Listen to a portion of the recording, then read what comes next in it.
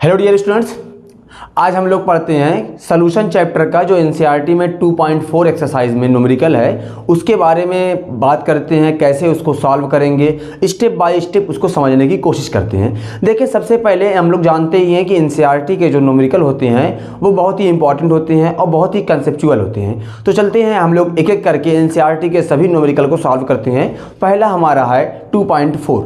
देखिए क्वेश्चन क्या कह रहा है, concentrate nitric acid used in laboratory. कोई लेबोरेटरी है जिसमें नाइट्रिक एसिड कंसंट्रेट यूज़ किया जा रहा है और उसकी कंसंट्रेशन कितनी है, 68% nitric acid by mass. By मास है, ये बात याद रखिएगा कि 68% बाई वेट है। अब उसके बाद है in aqueous solution what should be the molarity of such simple of the acid if the density of solution is 1.504 ग्राम पर ml। ठीक है ना, ये ग्राम पर ml लिखा हुआ है। ये हमारा क्वेश्चन है। इसमें कह रहा है कि जो नाइट्रिक एसिड है वो 68% है बाई मास। तो सबसे पहले हमको नाइट्रिक एसिड का मास निकालना होगा कि नाइट्रिक एसिड का मास क्या होगा। देखिए, जब ऐसा क्वेश्चन हो, यहाँ पे कहीं पे जिक्र नहीं है हमारे पास कि सोल्यूशन का वेट कितना है या सोल्यूशन का वॉल्यूम कितना है। जब ऐसे क्वेश्चन हो तो आप एज्यूम करेंगे कि सोल्यूशन का वेट 100 ग्राम है। अगर यहाँ पे बाई मास दिया है तो आप 100 ग्राम सोल्यूशन का वेट मानेंगे, मास मानेंगे सॉरी। अगर आपको यहाँ पे बाई मास की जगह पे आपको बाई वॉल्यूम दिया जाएगा तो आप सोल्यूशन का वॉल्यूम 100 ml मानेंगे। क्लियर है ना। तो एज्यूम करते हैं वेट या मास of solution, mass of solution कितना हो जाएगा, 100 ग्राम। तो अब हम लोग अप्लाई करते हैं कि हमारा वेट ऑफ सॉल्यूट क्या होगा, यानी नाइट्रिक एसिड का अमाउंट कितना है। तो हमारे पास मास बाई मास परसेंटेज का एक फार्मूला होगा, उसको देखें क्या है। Percentage by mass is equal to mass of solute divided by mass of solution multiply by 100। ये हमारा फार्मूला, एग्जैक्ट फार्मूला जो percentage by mass by mass percentage निकालते हैं या वॉल्यूम बाई वॉल्यूम परसेंटेज निकालते हैं, दोनों के लिए हमारे पास ये फार्मूला है। तो परसेंटेज हमको गिवन है 68, मास हमको निकालना है, इसको हमने कर दिया m।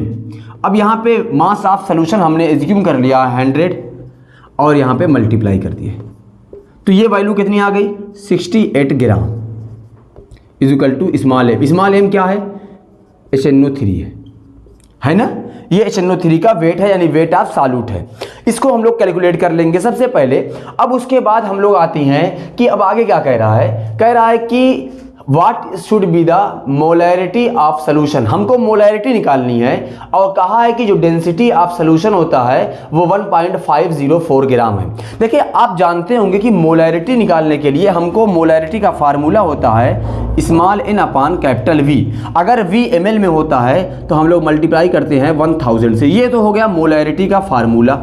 अब इसके लिए हमको मोल निकालना होगा और सोल्यूशन का वॉल्यूम निकालना होगा। हमारे पास सोल्यूशन का वॉल्यूम नहीं है, हमारे पास सोल्यूशन का वेट गिवन है। तो हम लोग वॉल्यूम निकालेंगे और वॉल्यूम निकालने के लिए हमको डेंसिटी दी हुई है। देखो, डेंसिटी किसकी दी है, सोल्यूशन की ही दी है ना। तो सोल्यूशन की डेंसिटी निकालेंगे। तो आते हैं बात, सबसे पहले हम लोग मोल निकालते हैं। मोल ऑफ सॉल्यूट, सॉल्यूट हमारे पास क्या है, सॉल्यूट हमारे पास HNO3 है। तो HNO3 के लिए उसका वेट होता है 63 अपान 68। Given weight 68 by molecular weight. HNO3 का वेट निकालें, देखें हाइड्रोजन का वेट 1 प्लस नाइट्रोजन का होता है 14, ऑक्सीजन का 3 टाइम है तो 3 इंटू 16। आप मल्टीप्लाई करें तो आ जाएगा 63। डिवाइड करें इसको, हम लोग देखिए 1 टाइम लेके जाएंगे, पॉइंट लगाएंगे, ये जाएगा 1.07 मोल आएगा। ये हमारा मोल निकल गया। अब हमको क्या निकालना है, हमको निकालना है वॉल्यूम। तो डेंसिटी इज इक्वल टू होता है मास अपान वॉल्यूम होता है। अब डेंसिटी किसकी दी है, डेंसिटी ऑफ सोल्यूशन, सोल्यूशन की डेंसिटी दी है, कितनी दी है 1.504 is equal to mass of solution. अब यहाँ पे हम मास ऑफ सॉल्यूट नहीं लिखेंगे, हम मास ऑफ सोल्यूशन लिखेंगे, क्योंकि हमको क्वेश्चन में मेंशन है डेंसिटी ऑफ सोल्यूशन। कहीं पे ये जिक्र नहीं है कि डेंसिटी ऑफ सॉल्यूट दिया है। हमको डेंसिटी ऑफ सोल्यूशन दिया है तो हम लोग मास ऑफ सोल्यूशन रखेंगे 100 और यहाँ पे हमारे पास क्या आएगा, यहाँ पे हमारे पास वॉल्यूम। अब ये वॉल्यूम को हम लोग इधर लेके जाएं तो आ जाएगा 100 डिवाइडेड बाई 1.504 और यहाँ पे ये आ जाएगा लगभग 66.22 ml। डिवाइड कर लीजिएगा, होगा डेसिमल के बाद कुछ और वैल्यू आएगी, लेकिन 66 पॉइंट समथिंग करके ml में आएगा। जो भी आंसर आएगा वो ml में आएगा, क्योंकि डेंसिटी यहाँ पे दी है ग्राम पर ml में दी है। अब हमारा मोलैरिटी इज इक्वल टू होता है mole of solute divided by volume of solution multiply by 1000। अब देखिए मोल ऑफ सॉल्यूट है 1.07 divided by 66.22 multiply by 1000। Divide करेंगे तो m इज इक्वल टू आ जाएगा 16 पॉइंट समथिंग करके, 16 पॉइंट आप 02 रख ले, 02 के आसपास आएगी मोल पर लीटर। ये हमारा क्वेश्चन का आंसर हो गया, ये हमारा क्वेश्चन का आंसर आएगा। आप इसको देख लीजिए, है ना। हमको क्वेश्चन में क्या पूछा था, आप फिर से देखें। मास ऑफ सॉल्यूशन आप एज्यूम कर लेंगे, जब आपको क्वेश्चन में नहीं दिया होगा सॉल्यूशन का वेट, आपको सिर्फ सॉल्यूट का दिया होगा। 100 ये वाला फार्मूला लगाएंगे, आपको वेट मिल जाएगा। अगर आपको फिर उसके बाद मोलैरिटी निकालनी है तो आप पहले मोल निकाल लीजिए सॉल्यूट का। उसके बाद अगर डेंसिटी दी है तो डेंसिटी इसलिए दी है ताकि हम लोग वॉल्यूम निकाल लें।